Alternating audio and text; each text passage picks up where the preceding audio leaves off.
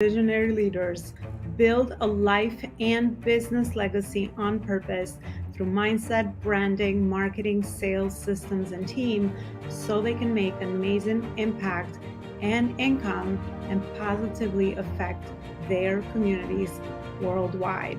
Ensure that you are sharing this show, you're subscribing, and you also are leaving us a review so we can create more amazing content around those areas to help you level up to the next level and also bring amazing guest experts that can share their knowledge and expertise with you so that you can create amazing legacy.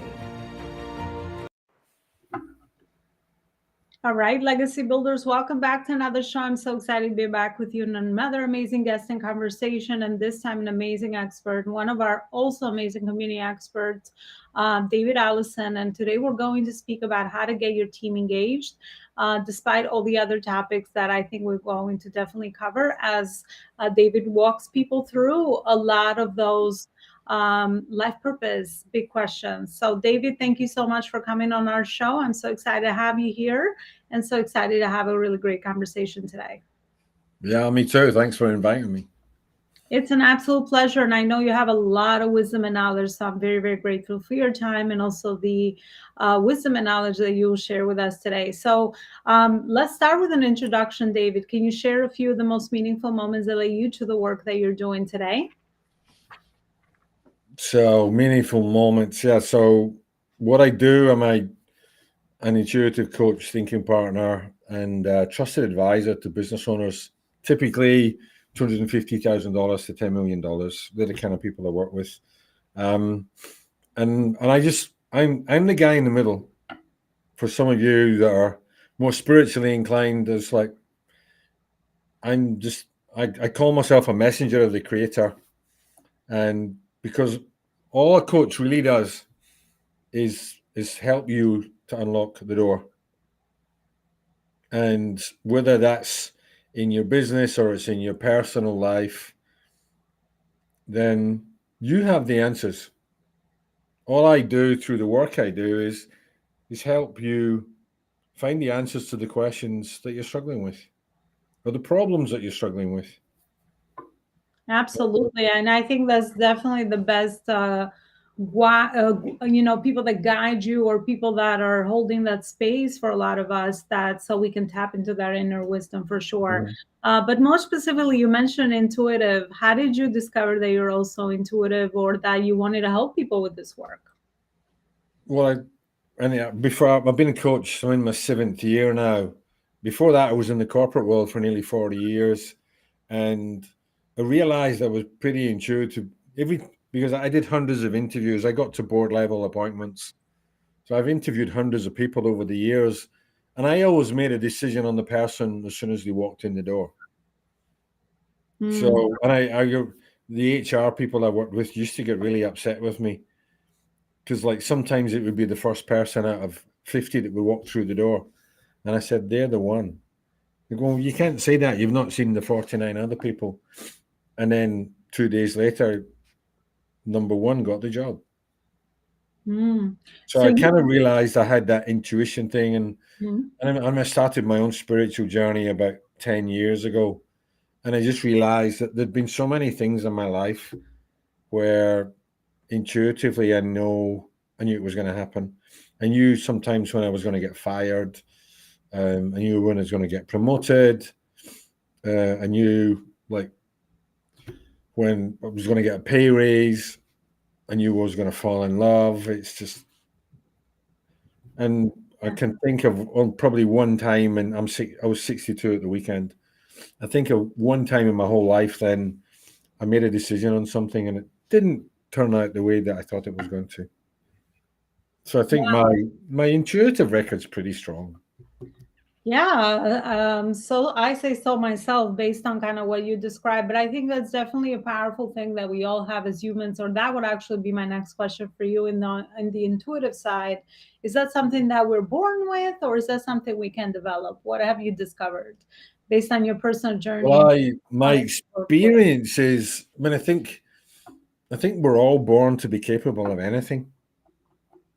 Mhm. But it's about And again, the early years of your life. So my granddaughter's 7 years old. So my encouragement with her is like, well, and I encourage her mother and her father, just let her be open to all the experiences, and because in those first 7 years of your life, you hear so much.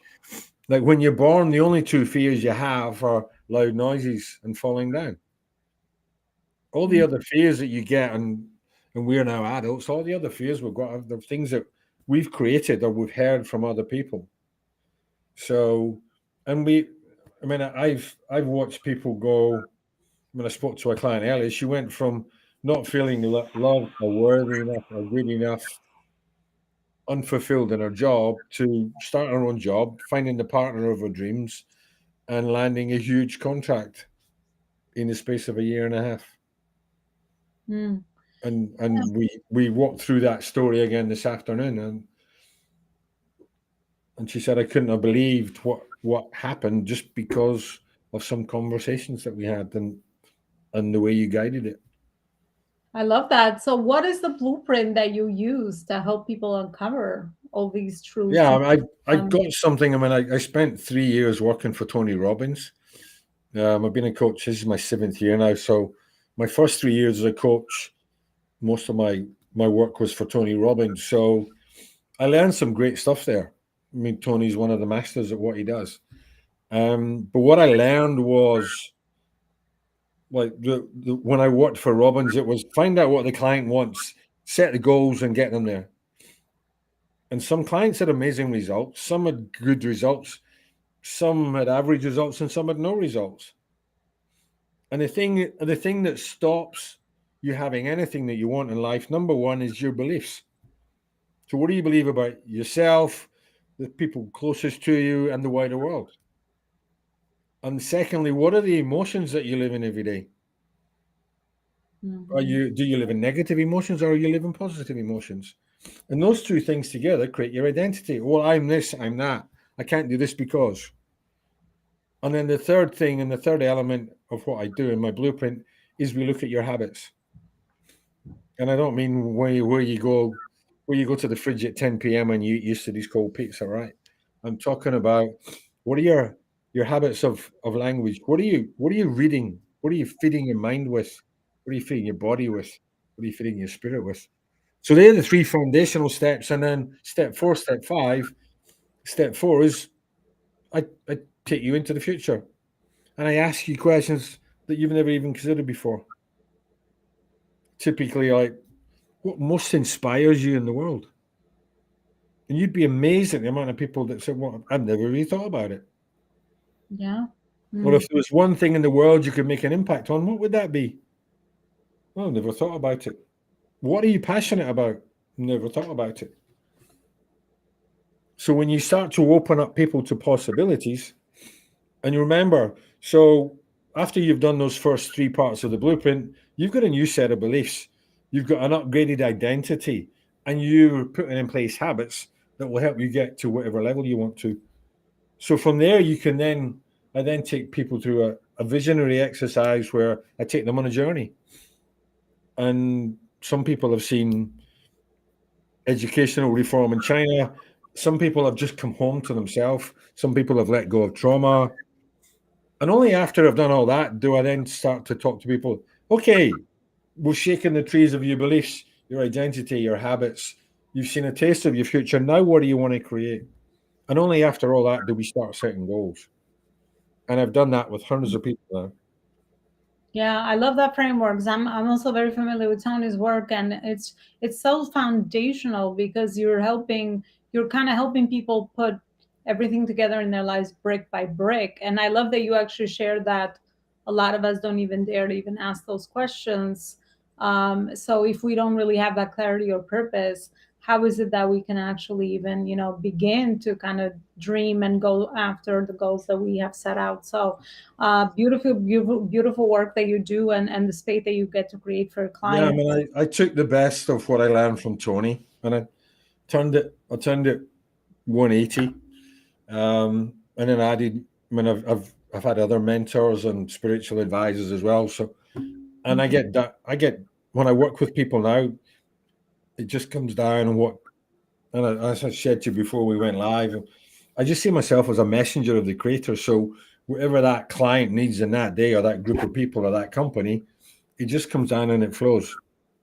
I'm just the Yeah. person delivering the message. Yeah. I'm the person answering the questions to unlock the door so that whatever the company needs or the client needs, they move forward. Yeah, and it's also intuitive and personalized for the person. I think that's the most important part. Just like you said, and we talked about that at the beginning, that it's not a cookie cutter solution. Well, you should do this or that, right? You just hold that space for them and use your intuition to kind of channel whatever comes up for them, and so they can figure out their own answers. And that's always those are always results that I've also Mhm. seen that are definitely sustainable for people, and it could change someone's life for sure. So absolutely. Awesome. So we have a lot of leaders in the audience, David, and I wanted Mhm. to kind of take advantage of your amazing work that you do with leaders of companies and their teams. So one of the biggest pain points around leadership is really this retention and engagement of their culture, of their team members. How is it that they can create a healthy culture for their teams? And also, how is it that they can keep their team members engaged? Obviously, so they align with the vision, mission, values of the company, but also so that they're ongoing members and contributing as the company evolves and as your business evolves as well. So what can you share with us around this topic of team engagement that you think will be helpful for our audience? Yeah, well, the interesting thing I find is leadership always starts from the top. So, I mean, I've got a client here in Scotland, and I work with his leadership team, and he owns the business, and and I'm sure many of you people that are listening that work in the corporate world is like, well, and I've talked to people and they say, well, I want all my team to get coaching, and I want to do this and do that. But for me, if the leader's not engaged in that process, then it's not going to work. Mm. So the leader, a leader isn't, and Simon Sinek, and I'm probably going to quote this wrong, but Simon Sinek talks about leaders are not there to boss people around. Leaders are there to inspire people to be better. It's like Yeah. I did. I How do they mean, do so? How do they do so? What's some practical advice for leaders that they could follow? well, what they That can do Mhm. is get their ego out of the way. And I'm probably going to ruffle a few feathers by saying this, but what gets in the way is our ego, because when I was a corporate leader for many years, and I lived in fear of the people in my team taking my job, and I had bosses who made sure that I never got to achieve what I wanted because they lived in fear.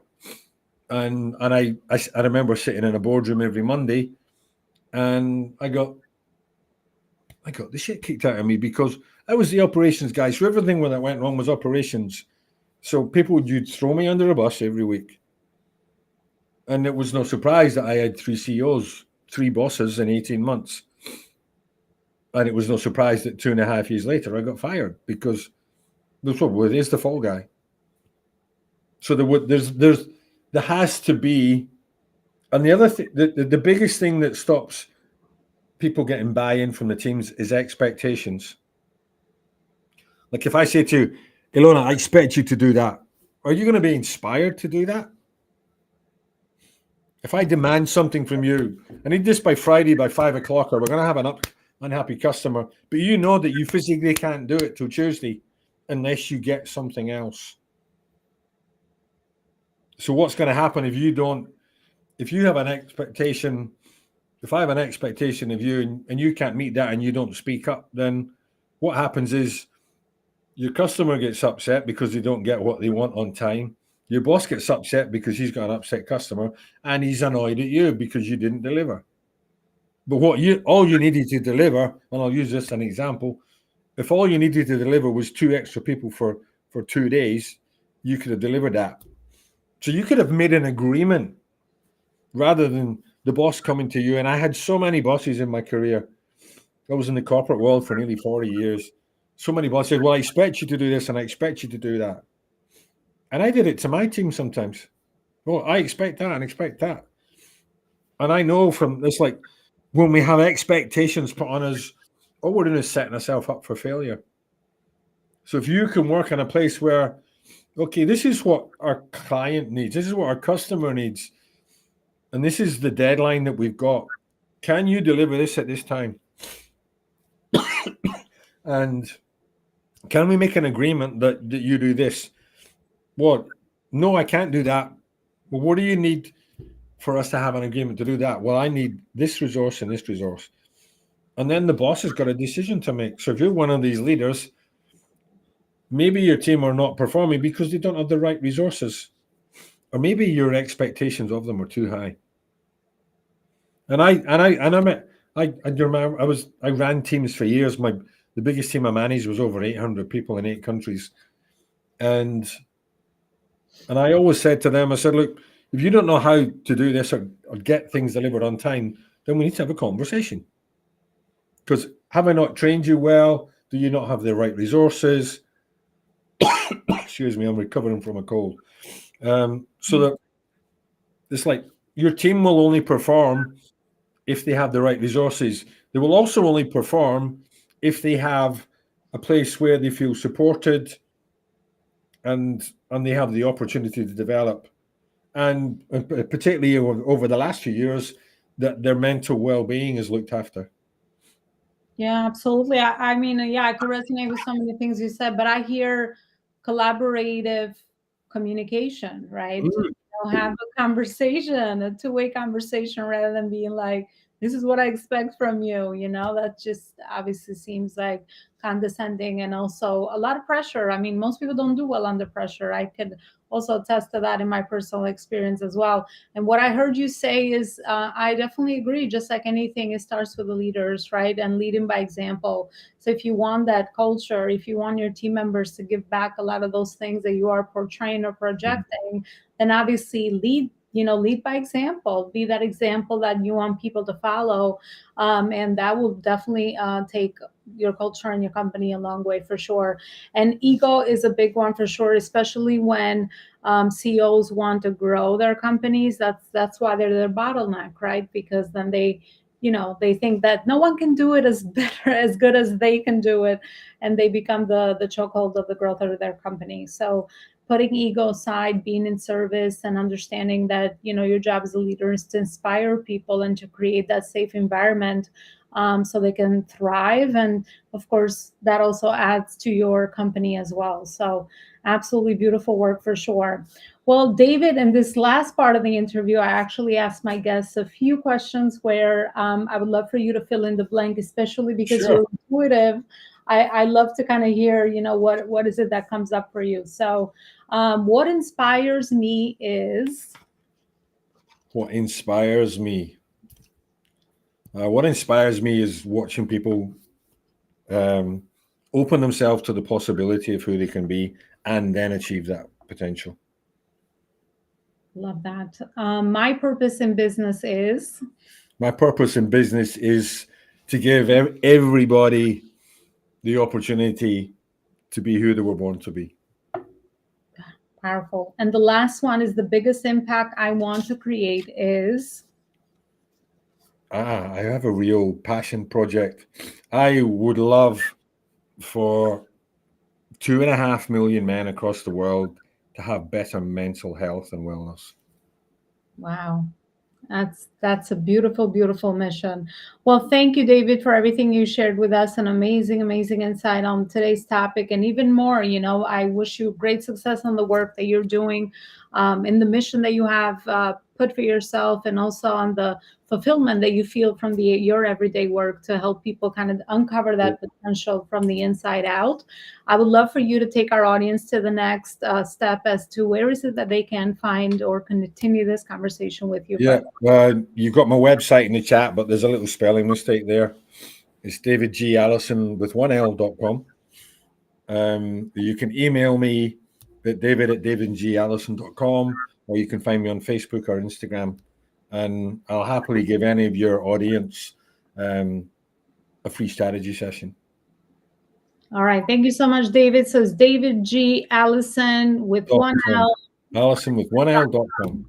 Perfect. I will also include a link to the website as well. And again, you'll also can find David inside our community at the Life Yeah. School. So definitely take advantage of this generous offer that he's offering for just to give you even that clarity that you might be missing based on sort of, where you are in your life phase and cycle and stage. I definitely think he's an amazing mentor. And again, thank you so much, David, for coming on and looking forward to future conversations. Thanks Yeah, again. it was Have a great. super Thanks. rest of Thanks your very day. much for having me. Yeah, it's my pleasure. And I will see you next time with another Yeah. amazing guest and conversation. And you know where to find us on all our major podcast Yeah. platforms and also social media. Thank you so much. And I'll see you next time. Bye, everybody. I am offering a free 30-minute discovery strategy business growth call for you in order to help you discover the foundational gaps that you might have between your book publishing, branding, marketing, sales, systems, and team so that you can make more impact and income in your business this year. Even if you decide not to receive the further support that I could provide for you, you will still walk away with amazing wisdom and value from my 20-year experience in helping entrepreneurs and growing my own successful business in what are some of the gaps that you are experiencing and how to connect those gaps with your ultimate business and life vision. Schedule a call now as my calendar gets booked very fast so that you could take advantage of this 30-minute opportunity to have a personalized chat together.